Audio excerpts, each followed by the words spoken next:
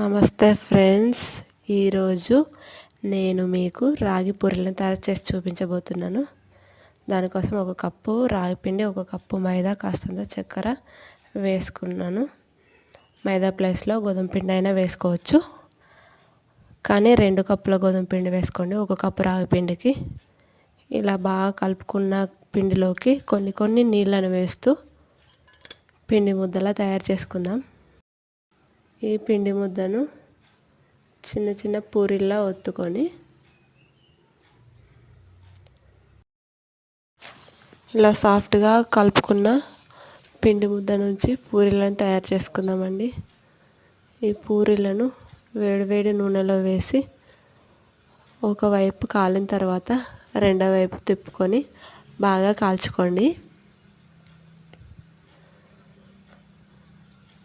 ఈ పూరీలు అస్సలు గట్టిపడవండి, చాలా మెత్తగా ఉంటాయి.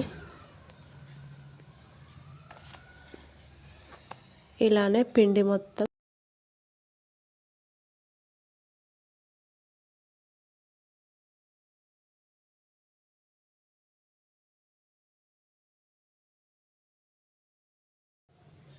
పూరీలా ఒత్తుకొని కాల్చి పక్కన పెట్టుకుందామండి. ఇప్పుడు దీంట్లోకి కర్రీని ప్రిపేర్ చేసుకుందామండి. దానికోసం నేను కూరగాయలు కట్ చేసి పెట్టుకున్నాను. తర్వాత ఒక ప్యాన్ పెట్టుకొని దాంట్లో ఆయిల్ వేసి బిర్యానీ ఆకు, ఉల్లిపాయలు, ఒక స్టార్ పువ్వు వేసుకున్నానండి, కరివేపాకు, ఆలు, శనగపప్పు. స్టార్ పువ్వుతో టేస్ట్ అండ్ స్మెల్ చాలా బాగుంటుందండి. తర్వాత టమాటాలు వేసుకొని కాస్త మగ్గిన తర్వాత కర్రీకి సరిపడా వాటర్ వేసుకోవాలండి. కర్రీకి సరిపడా వాటర్ వేసుకొని అది మరిగేలోపు ఒక గిన్నెలోకి 3 స్పూన్ల శనగపిండిని వేసుకొని దాన్ని ఉండలు లేకుండా కలుపుకొని మరుగుతున్న నీళ్ళలో వేసుకొని కలుపుతూ ఉండండి.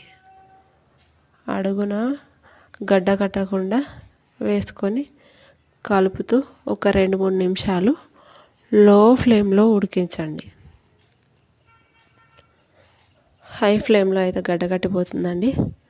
లో ఫ్లేమ్లో ఒక 3 నిమిషాలు ఉడికిన తర్వాత